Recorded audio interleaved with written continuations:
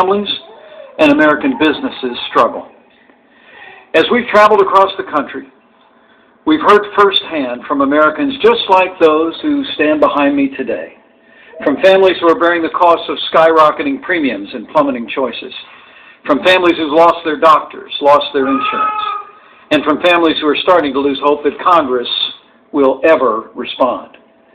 But as I've told every one of them, and people all across this country, thanks to the leadership of President Trump, help is on the way. President Trump hears you. He is fighting for you, and he will keep fighting every day until we give the American people access to the world-class health care they deserve. Tomorrow, the United States Senate will have the opportunity to begin the debate on a bill to repeal and replace Obamacare. And as the President said this morning, after years of talking and campaigning on it, now is the time for Republicans in Senate to act. Republicans in the Senate will have, in his words, a chance to do the right thing.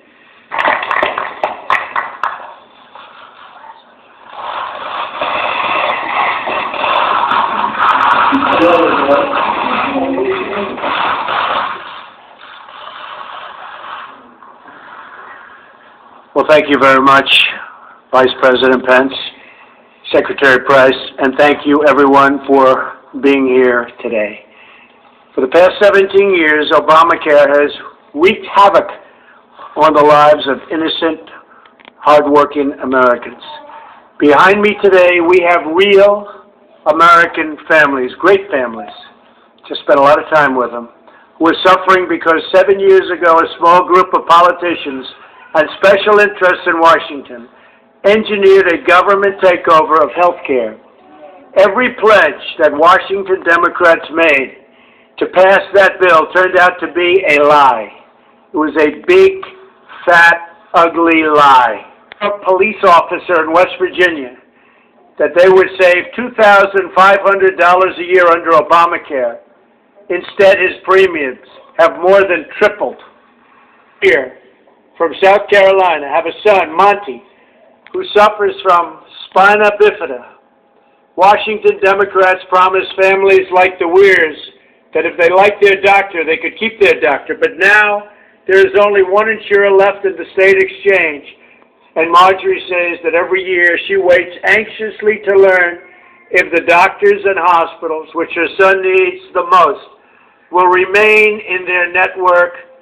More Obamacare lives. And you've seen that.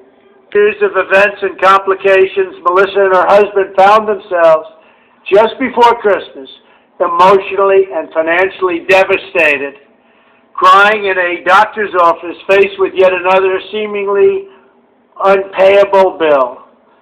When insurance wouldn't cover the Atkinson's care, they emptied out Melissa's 401k to pay their bills.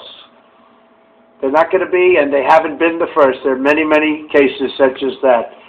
There's lies have caused this, and throughout the whole country, families like this, nothing but pain. Our small business owners from Illinois, they have 6 children. Their youngest daughter, Poppy, has a rare genetic condition. Children born with it are sometimes called butterfly children because their skin is as fragile as the wings of a butterfly. Poppy has to wear special bandages all of the time. Unfortunately, under Obamacare, Poppy's insurance has been repeatedly discontinued and replaced with what Washington deems equivalent policies, and tremendous resources fighting for exceptions for Poppy. The Washington politicians who made those promises to Steve, Marjorie, Melissa, Aaron, and their beautiful children want to ignore all the pain, all the suffering, and all of the money, the tremendous amounts of money that these lies have caused. They want to forget about the countless Americans they've hurt and the many that they are continuing to hurt every day by refusing to help us replace Obamacare. Repeal and replace, repeal and replace. They kept saying it over and over again.